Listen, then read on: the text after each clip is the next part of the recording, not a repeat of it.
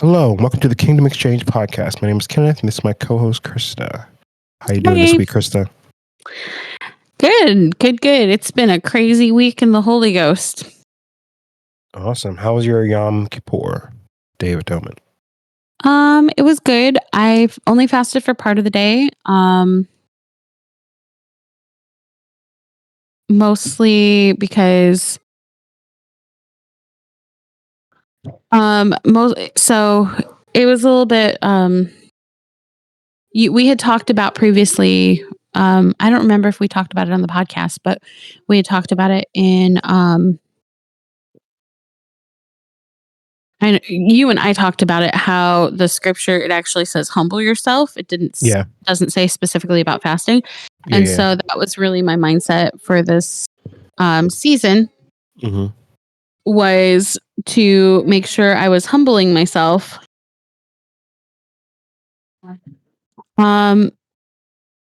So yeah, my son is joining us. He woke up from his nap and I wasn't there, and now he's crying. So welcome, Joseph. Come here. You're okay. We have an extra special guest this week. Yeah, my extra special guest is my son, Joseph. Say hi to your Uncle Kenneth. All right. Sorry about the crying, guys. Sorry about the crying. Mama didn't go anywhere. Yeah, so Yom Kippur, the church I used to attend had a special worship service that night. So I went, and it was just over an hour of worshiping and seeking the Lord. And so I went and I sought the Lord, and I'm in a season of transition currently where as you know, I'm getting ready to move to my parents' hometown. And the Lord it was like, they talk about like when you die, your life flashes before your eyes. Yeah. Well, like that's kind of what happened there. I like all the stuff, because I used to be on, staff with the church, and I worked with them, and it was like everything, like when I first came in as intern and everything, it was like it all like just spiraled out like before me. You're okay. Hey. And I could see like the whole thing and like the journey the Lord had taken me on to get me to this point. And I was like, whoa, like this is really happening. And like, Lord, you're really actually closing the page on this. Like, you can't make this stuff up. Like, some of those things I hadn't thought about, like, in I don't know how long, but it had been like many years, like 10 or more. And so I just am like, yes, baby, I know. I'm just like, man, like, this is crazy. This is crazy, the journey that the Lord is taking me on. And he's really in this. It's not just me like worrying about things and making decisions to do stuff. Like, Lord, you're really sending me, and you're closing the chapter on this. And I feel like in that, then he started talking to me about intentionality, about what I was sowing into and what he was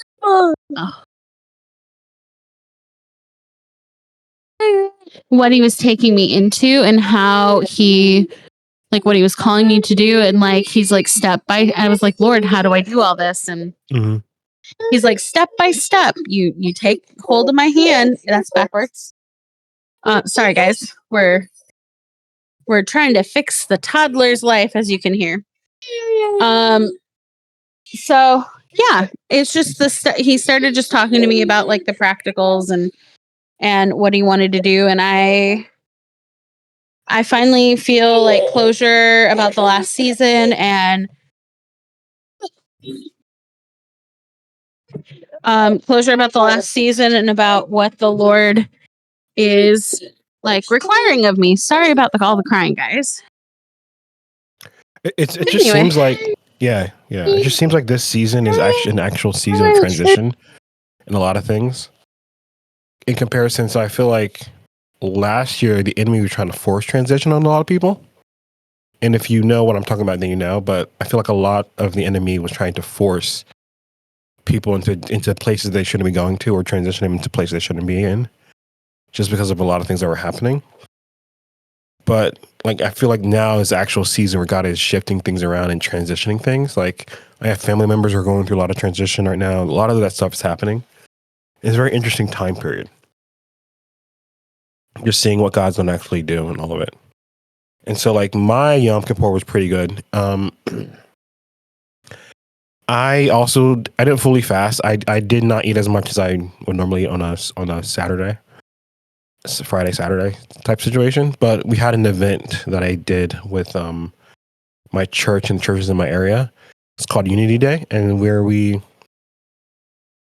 bunch of churches come together. Like, the police officers come also, like other vendors come. We just come into like a little park and just have worship time for a couple hours. And the goal of it is to kind of unify the church in our area, and also bring into that unification, like the police department and other businesses, and just whatever we can to bring unity within our region and within our areas and cities and stuff like that. And so that was fun. We led worship for a couple hours. Yeah, it was my team and another church team. And so we did that for not most of the day. It was like a 4-hour slot, but had to get there early to set up and stay a little later to clean up. And so we did that. But for the most part, my Yom Kippur was good. And also, like, all the holy days that we've had so far have been good. Trumpets was good. The Day of Atonement was good. And I just feel like the Lord is definitely doing something in this season. So I'm excited for what he's going to do for Tabernacle. Yeah, I'm like unsure. I had planned to camp outside, but like now with moving, I'm like, I can't set up and tear down a camp. So Yeah. I can't do what I wanted to do. I think I'm going to set up a one of those what is it called?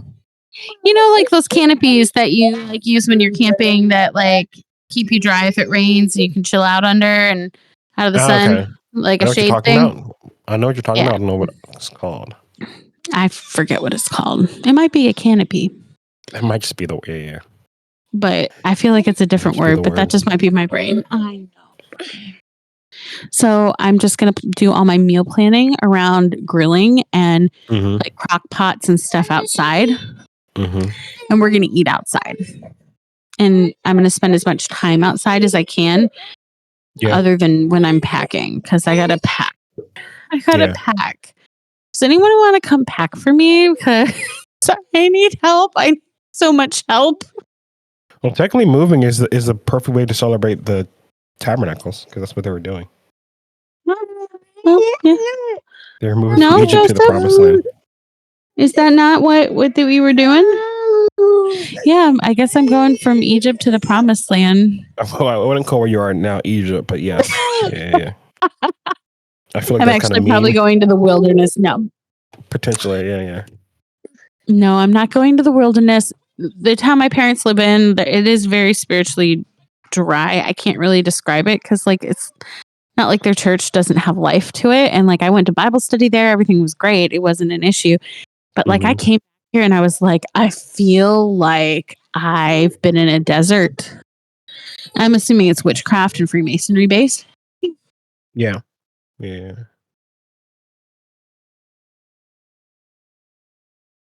We're having a really hard time over here, buddies. Buddy's crying. I'm sorry, guys. I know. Anyways, so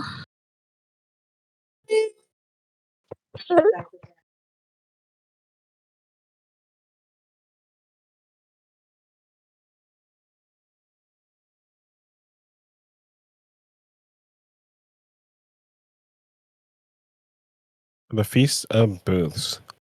So we're going to talk about that. We're going to talk about the Feast of Booths for the next 2 weeks. So this episode is going to be like a part 1 and part 2. So it's going to be 2 shorter episodes. But I'll try to do some like other content during this time period. We'll see. I can't make any promises, but hopefully. But it's going to be fun. It's going to be a time where if you listen to this, make sure you're spending time with God in this season. Make sure you're spending time with because the whole process of the this holy day is pretty much as all holy days are, is to remember what God has done.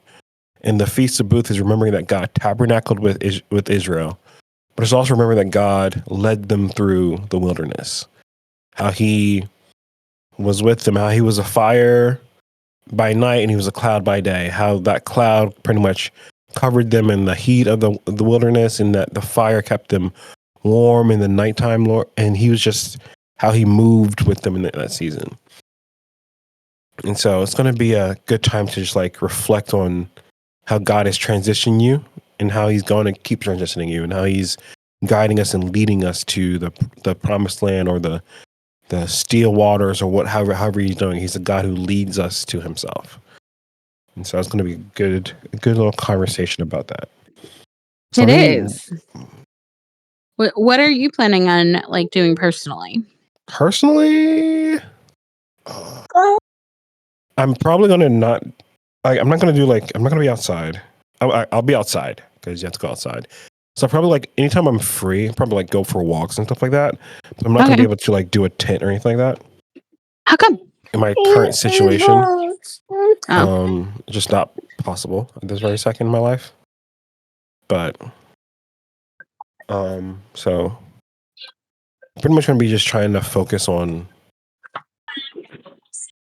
like the presence of God, and kind of like I want to try to keep my heart posture in a specific way, because a lot of times, especially with like this feast, it's a pilgrimage feast. Yeah. And so God wants the people to be focused on Him in Jerusalem.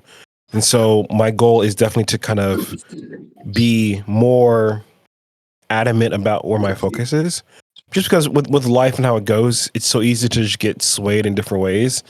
And so I'm just praying with God, like, how can I keep myself from the distractions of the world? So I'm like, do I not watch a show these next 7 days? Just focus on do I fast TV? Do I fast this? Do I fast this? Like, what can I do? Not so much a food fast. What can I do to keep myself focused on the presence of God and the season right now? So it's kind of like what I've been kind of praying about at this moment. So we'll see. Does that mean you're not going to answer my phone calls? I don't do that now. That's true. You don't. It has nothing to do with holy days or fasting. But I'm not making any promises that I will not do anything like that. I'll try to answer always. But yeah. And if you do call me, I'll definitely text you back eventually. Yeah. Kind of like you eventually read my texts last night. Yeah, eventually. Are you going to do any like grilling outside? No. Maybe. Yeah, maybe. Because I do a lot of meal prep situations, so probably like since I'll have time on one of the week on like either Saturday or Sunday, I'll probably just go out and just cook a bunch of random stuff. Just more meat and more meat. Yeah, I'm going to crock pot it and do different stuff like that outside, like I'm camping. Which, what is it? If I sound weird, my son took the puff off my mic, so I don't have as much. I might be a little more. Yeah, hopefully he doesn't tear it up. Young corn diaper boy. Yeah. What is it? Daddy will be home soon. But I also, now that I'm just thinking about just the outside thing, I might just like go on like walks and stuff at night. I'm not sure. Okay. I'm not sure. Just like times like I need to like I want to actively spend more time with God. Obviously I spend time with God. I pray in spirit, do all the things on a regular basis. I have like time for that. But I want to be like actively spending more time in those situations. Just like thinking about the fact, like I said, this is a pilgrimage feast. This is a feast where you're supposed to, all the men of Israel are supposed to go to the house of God to give sacrifice and do this stuff. And so I want to focus on making sure I'm in the presence of God as much as possible. More so than I normally try to be. More so than just like my morning Bible, my morning prayers, like when I pray in the Spirit when I'm driving, all the other times I pray in the Spirit. I want to do more these next couple days. or during this feast. Yeah, should be good. We'll see what the Lord does. I'm expectant because this is just a really interesting season for everybody that I know, including you. It's just where everything's like shifting and changing.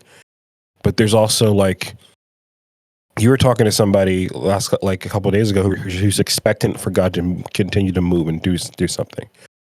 So expectations is still there, even though we're seeing like all these shifting and changes. The elections are happening. All this stuff is going crazy, but the seasons and the time periods of God are still. This is a season. It's still moving. Like, and God's transitioning constantly. So I'm interested to see how God wants to move in this season. Yeah. Speaking of transitioning and all kinds of crazy, this has nothing to do with Sukkot. Mm-hmm. Did you know there was another assassination intent on presidential candidate Donald Trump?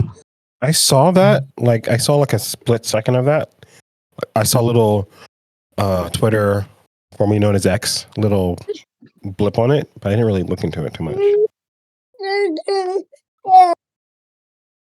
Attempt. I don't know why these guys are trying and failing so much. Who is in their feelings?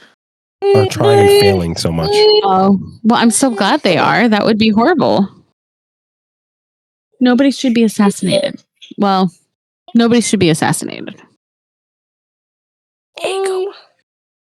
So, our man named Vim Miller arrested outside Trump Coachella rally.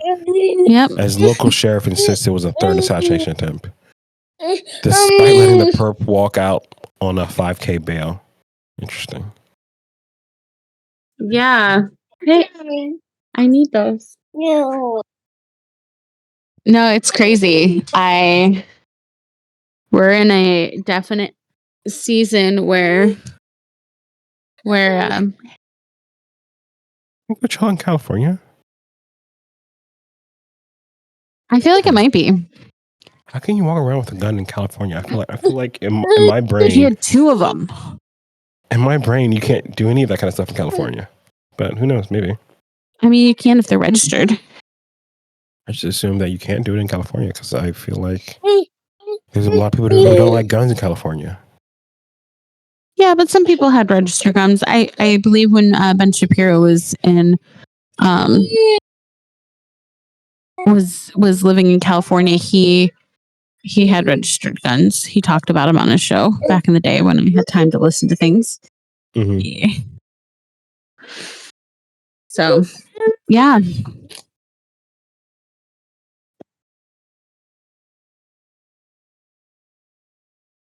Okay, so there's a Vim Miller dude. He's 49. He's old. He was found a quarter mile away from the rally with fake VIP passes. So yeah, people are still trying to go for Trump. Yeah, homemade license plates and all kinds of stuff. I don't know what yeah. He was like one of those sovereign citizens. I don't know. Oh, those are the funniest and most annoying videos on the internet. Yeah, well. So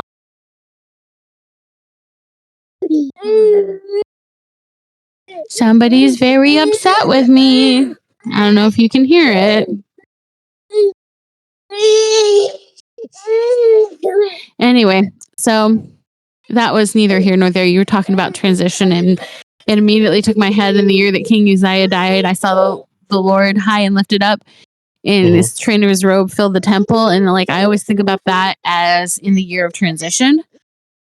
But then it says in the year that King Uzziah died, and I was like, oh yeah, they tried to kill Trump again. Good Lord. So that was my train of thought, y'all. All of that happened within seconds too. Welcome to my brain. The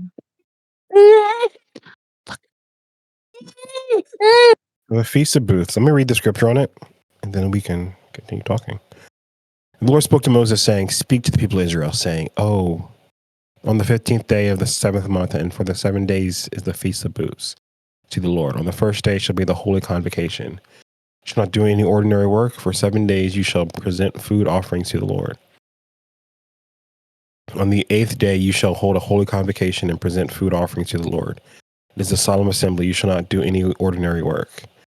These are the appointed feasts of the Lord, which you shall proclaim at the times of the holy convocation, for presenting to the Lord food offerings, burnt offerings, and grain offerings, sacrifices, and drink offerings, each on its proper day. Besides the Lord's Sabbath, besides your gifts, and besides all your vow offerings, besides all your free will offerings, which you give to the Lord.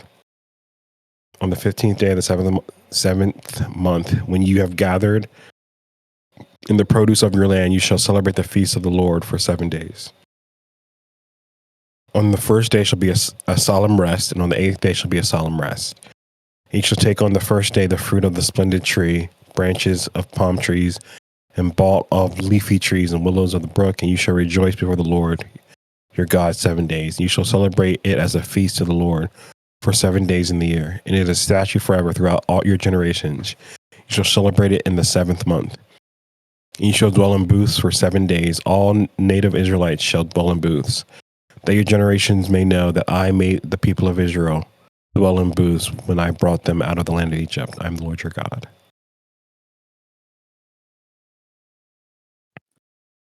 I think that's the cool thing about the feast is they're focused on all the cool things God has done. And that's also,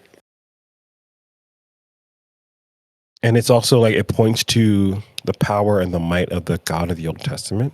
And when I say God of the Old Testament, I'm not trying to say that the God of the Old Testament is different than the God of the New Testament. It's just to point to the Father and what he did in the Old Testament. Because in the Old Testament, people a lot of times see God as moving more roughly and more dangerously and more, he's a scarier God in the Old Testament.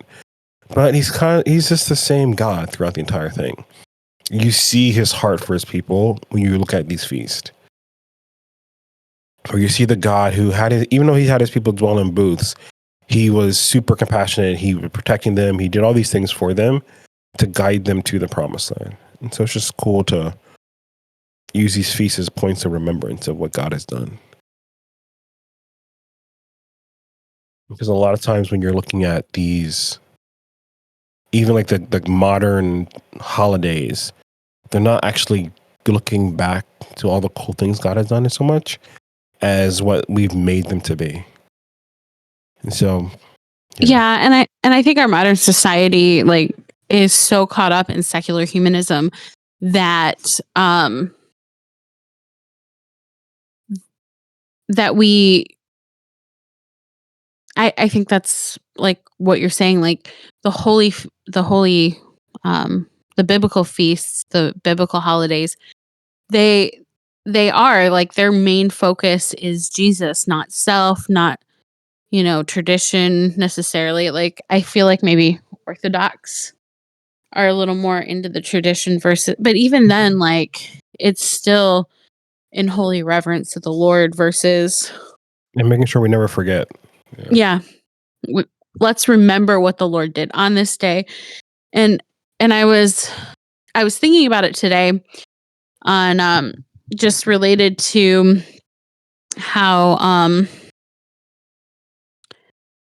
I've got some really cool coincidental like prophetic stuff going on that one of these days I'll be able to talk about. But and I thought to myself, man, like you can't make this stuff up. Like we all know that God is living and real, or at least we should.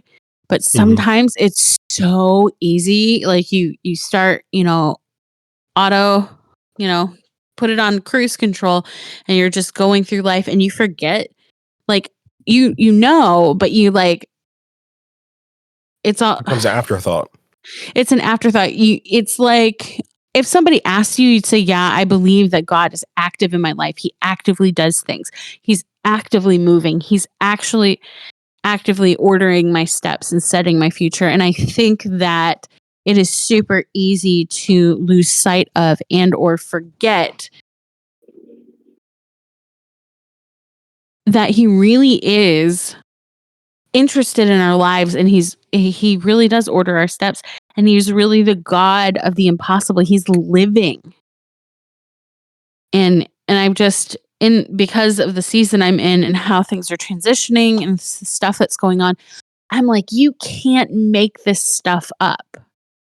And I'm like, Lord, who am I that you were mindful of me? Yeah. Like, the Lord is honoring me in really cool ways and like interacting with me in really cool ways. And I'm like, I just keep going, did you mean to do that for me? Because I'm a little like, are you sure you got the right person? But knowing he does because he did it and he always has the right person. You know what I mean? Like, Mhm. but it feels that way. God, did you mean to do that? Because I could think of a lot of more people more qualified or better, or like, what are you doing? And then you're like, oh God, if you're doing that for me, like, what are you expecting? Like, you know? Yeah, and I think that's crazy. That's the why these are like so important, is because we need to remember like what he's done. These holy days, especially coming to the end, like the end of the fall holy days. It's in the fall feast. It's remember what God has done, because let's be honest, there's people out there who are denying the Holocaust, and it wasn't that long ago. Oh yeah. People deny so many things that we know happens, and it's harder now because we have the internet, so there's pictures of things happening, but even with pictures can be fake. And so Oh yeah, AI. exactly, you got AI, you have Instagram, just filters are literally making fake pictures. And so that's why it's so important to actually have these holy days to remember what God has done. Even look at the Old Testament. There were so many. It's so funny when we look at like Book of Judges and all the kings and stuff like that. It'd be like one generation was super fire for God, and the next judge comes around not too long later. Oh, and they fell again, and oh, they forgot. Oh, they forgot this. Oh, he forgot the promises and this and this. And it's all about them forgetting. And every time they forgot, they need to be reminded again. And that's kind of the goal of these holy days, is to remember what God has done.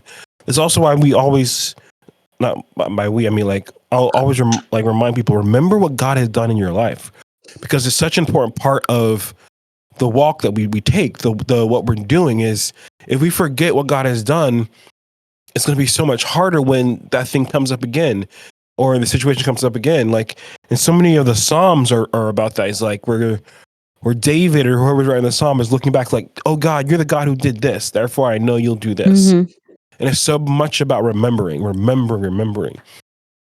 And especially this feast where we're remembering the God who brought us out of Egypt and who's led us into the promised land, who tabernacled with us, who came down, who he spoke to Pharaoh and said, let my people go so they can come worship me, so I Mhm. can be with them.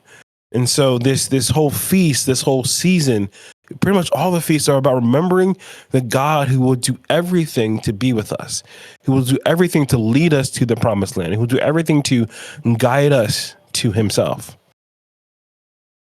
So I think that's a beautiful thing about these feasts. And also the beautiful thing that we need to remember to do on a regular basis is remember what God has done in your life.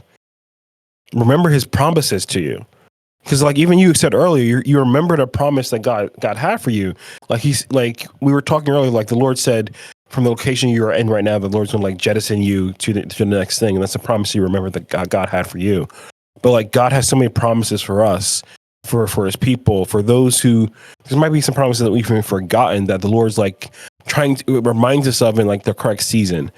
But it's so important to remember the God of our youth, the God who has guided us, who has led us, the God who has spoken to us.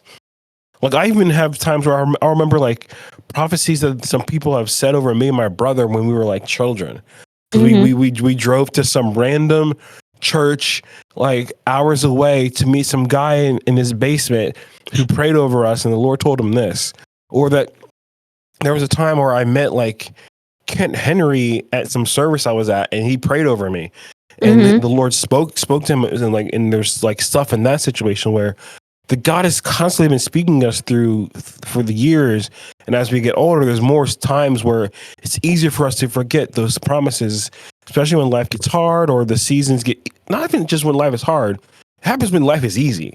When life is Mhm. easy, it's just as easy to forget the promises It's God have easier. for you. Because, yeah, honestly, life is good, life is easy, so it's easier to forget the things that the Lord has told you. And then you get knocked down because some crazy thing happens, and you're lost again. And so it's just so important to remember his promises to us.